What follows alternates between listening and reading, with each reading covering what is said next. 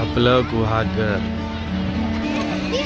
हे आहे गुहागरची चौपाटी.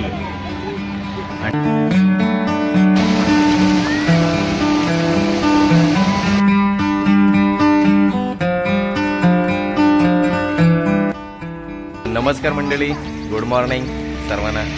तर मंडळी, दापोलीचा दुसरा दिवस आणि आमचा ट्रिपचा तिसरा दिवस. तर काल दापोलीला संध्याकाळी पोचलो.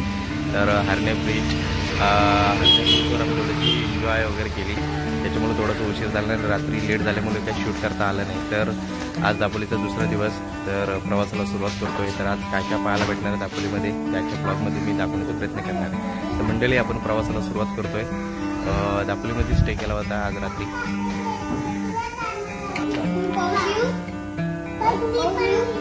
ए चिन्मय, एकटाच बीचवर पोहतोय रे तू? तलवार दाखव तुझी.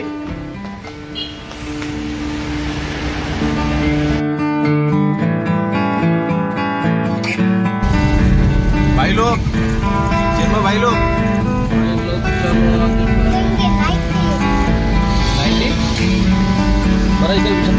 महालक्ष्मी मंदिर आणि झोपली काय सानिका? कशी वाटते ट्रिप? तिसरा दिवस. लाल दगडांच्या मातीत आलो आपण रत्नागिरीमध्ये.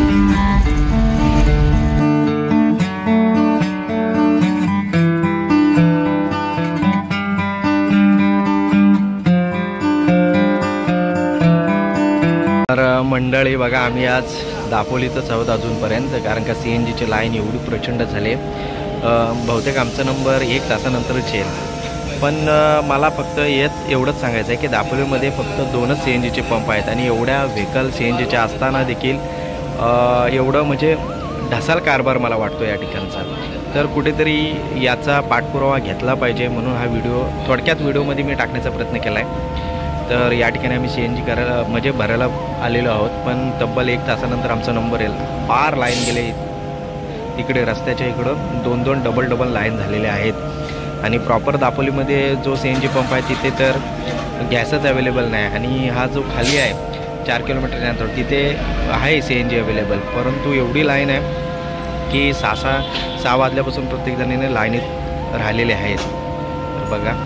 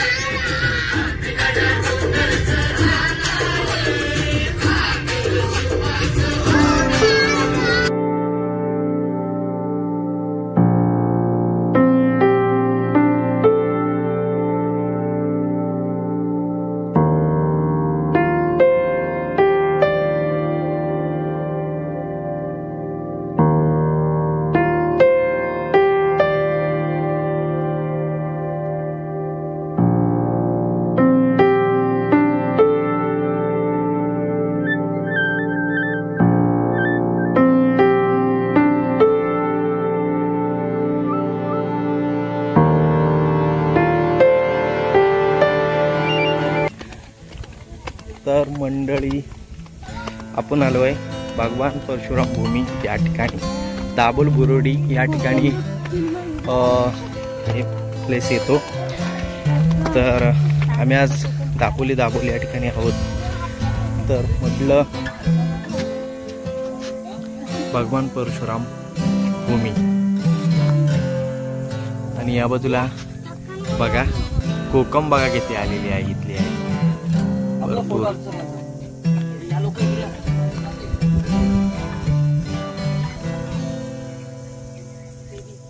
एक फोटो घेतो हा तुमचा.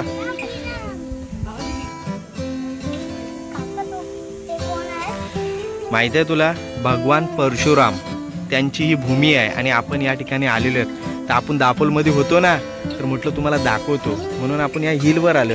चल बघू, चल आपण जवळ.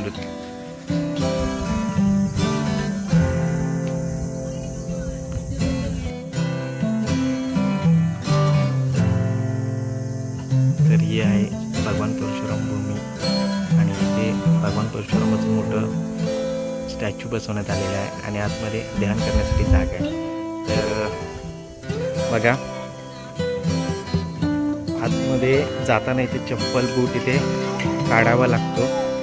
आणि इथे एक वैशिष्ट्य आहे की प्रदक्षिणा करताना या व्हाईट लादीवर पाय भाजत नाही, पण ह्यावर पाय भाजतात. एक वैशिष्ट्य आहे आणि याच्यामध्ये आतमध्ये ध्यान करण्यासाठी आहे. आणि ध्यान करताना साऊंड थोडासा कमी ठेवायला लागतो कारण का साऊंड रिफ्लेक्ट होतो. तर चला बघू आपण. इथे यायचं होतं आम्हाला पण. हे बघा अशा पद्धतीने बनवलेलं आहे आणि समोरच भगवान परशुरामाची मूर्ती दिसते आपल्याला. हे बघा याकडे ठिकाणी दिसते. हे ध्यान मंदिर आहे. तर बघा असं अर्थ स्ट्रक्चर दिलेलं आहे त्याच्यामध्ये आणि आवाज रिफ्लेक्ट होतोय.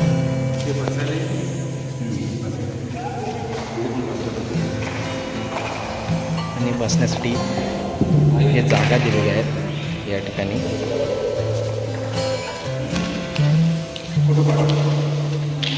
हा आजूबाजूचा परिसर बघा. व्हाईट पट्ट्यात उभा आहे तर पाय भाजत नाही, पण ह्याच्यामध्ये उभा आहे तर पाय भाजतोय. म्हणजे एक या ठिकाणी वैशिष्ट्य आहे कारण की इथे आल्यानंतर मला माहिती पडलं.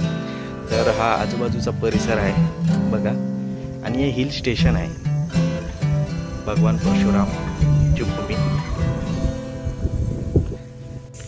इथून आपल्याला बीच सुद्धा पाहायला भेटतो. तर हा आहे समोरचा परिसर.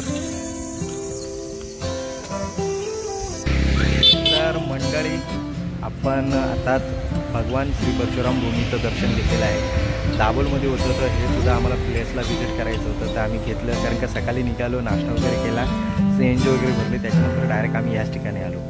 तर आत्ताच नुकतंच आमचं भगवान परशुराम भूमीचं दर्शन झालेलं आहे.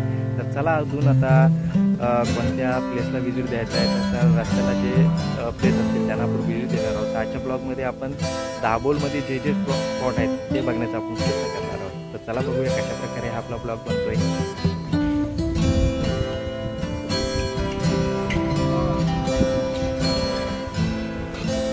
दाभोलचा व्ह्यू ही जेटी आहे वाटतं काय तिकडं.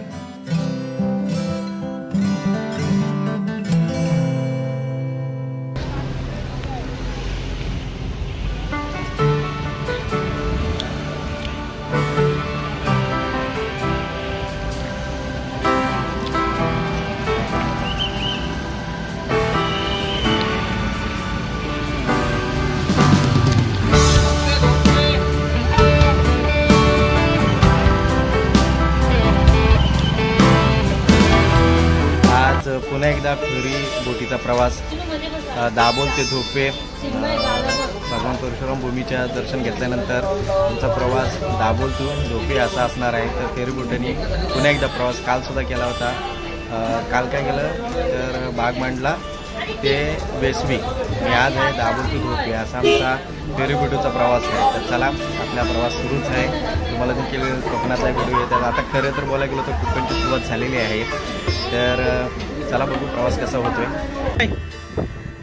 हे चिन्मय, आज काय दाभोल ते धोपे फेरी बोटीचा प्रवास आणि काल कसा होता? काल बागमांडला ते वेसवी वेसवी वेसवी ओजल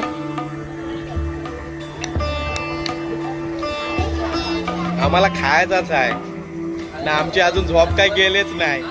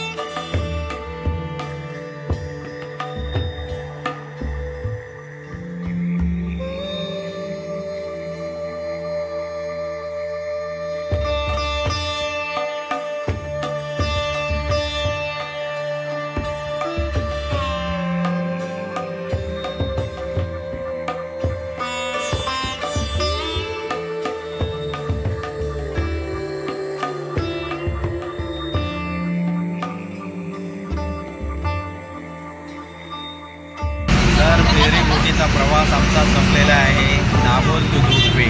चिन्मय, फेरी बोटीचा प्रवास आपला संपला। आपण आता बोटमधून आता डायरेक्ट बाहेर काय नाही संपला, आपण डायरेक्ट आता धोपेला पोहोचलो। मजा आली काय?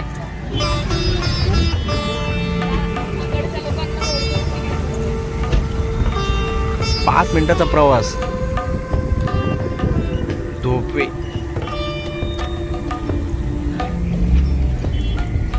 चला आता पुढच्या प्रवासाला सुरुवात। आता पोटपूजा पहिले आता काय तिथं खायला मिळतं तो बघायचा आहे। धोपवेचा बंदर काठ फायनली आम्ही पोहोचलोय धोपवे बंदर काठ जवळ। तर इथून आमच्या प्रवासाला सुरुवात। चिन्मय इकडे बघ, वाड्या बिड्या बघ, कसा समुद्र बघ कसा दिसताय, बंदर काठ बघ कसा दिसताय।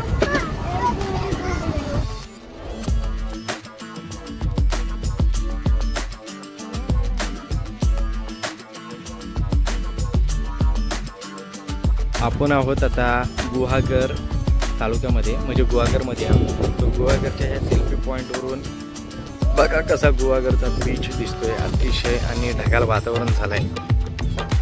हे सूट जर बघायचं असेल तर आपल्याला कोकणातच येऊन अनुभवायला लागेल। आणि हे जे आम्ही फिरतोय ना त्या ह्या यूट्यूबच्या माध्यमातून आमच्या आठवणी आम्ही साठवून ठेवण्याचा प्रयत्न करत आहोत। तर इथून गुहागर बीचचा जो नजारा दिसतोय ना अतिशय एकदम भन्नाट आणि हवा वगैरे सुटलेली आहे। बघा संध्याकाळचं सूर्योदय या ठिकाणी होईल। आजवर आतापर्यंत आपण सुरुवात केली ट्रिपचा तिसरा दिवस आणि गुहागर इथे येऊन आम्ही पोहोचलेलो। पुढचा प्रवास अधिक होणार आहे, अजून 3 दिवसाचा प्रवास आहे। गणपतीपुलेपर्यंत पोहोचण्याचा आमचा प्रयत्न आहे। आपलं गुहागर